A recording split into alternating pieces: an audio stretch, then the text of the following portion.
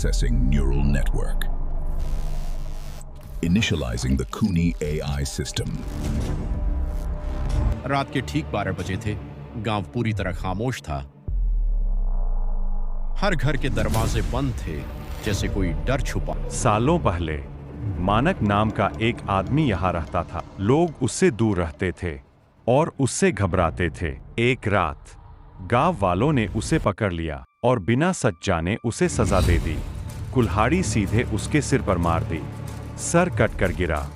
दर्द में भी बोला, मैं अपना सच बोलने वापस आऊंगा। तब से वो हर रात, हर साल बिना सर के हाथ में कुल्हाड़ी लिए लौट आता है।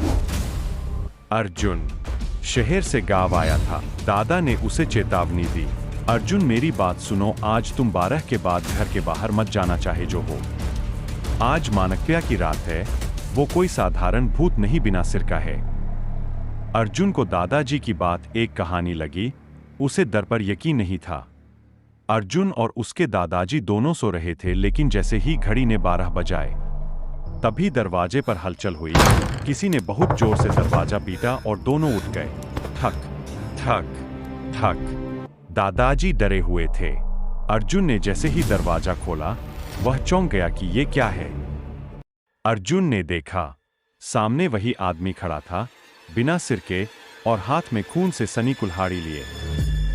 दादाजी ने अर्जुन से पूछा, लेकिन डर के मारे वो कुछ बोल ही नहीं पाया।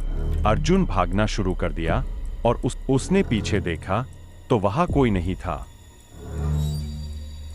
अर्जुन ने जैसे ही पीछे देखा तो वही बिना सिर वाला आदमी खड़ा था। अर्जुन फिर बहुत तेज भागा और इस बार थक गया था। अर्जुन अब थक गया था, लेकिन अच्छी बात यह थी कि उसके पीछे वह भूत नहीं था। अर्जुन ने तभी देखा, वहां संदीप और रमेश खड़े थे और वह उनके पास गए। अर्जुन ने संदीप और रमेश को पूरी बात बताई, लेकिन उन्होंने उसका मजाक बनाया। संदीप और रमेश अर्जुन पर हंसते हुए वहां से जाने लगे। तभी पीछे से उसी आत्मा ने रमेश के सिर पर कुल्हाड़ी से वार किया। ये देखकर संदीप डर के मारे वहां से भाग गया। संदीप वहां से बहुत तेज भागा। तभी उस आत्मा ने अपनी कुल्हाड़ी से संदीप के सिर पर वार किया और वही उसकी मौत हो गई। दूसरी तरफ अर्जुन के दादाजी को उसकी चिंता हो रही थी। अर्जुन अपनी जान बचाकर घर की तरफ भाग रहा था। तभी अचानक वही आत्मा अर्जुन के सामने आ गई और बोली, डरो मत और मेरा सच सुनो।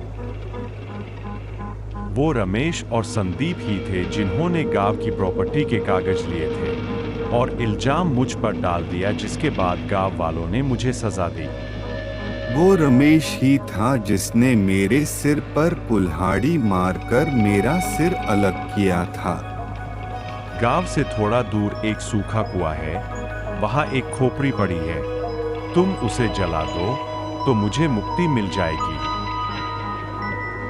उसकी बात सुनने के बाद अर्जुन उसी कुएं की तरफ निकल पड़ा।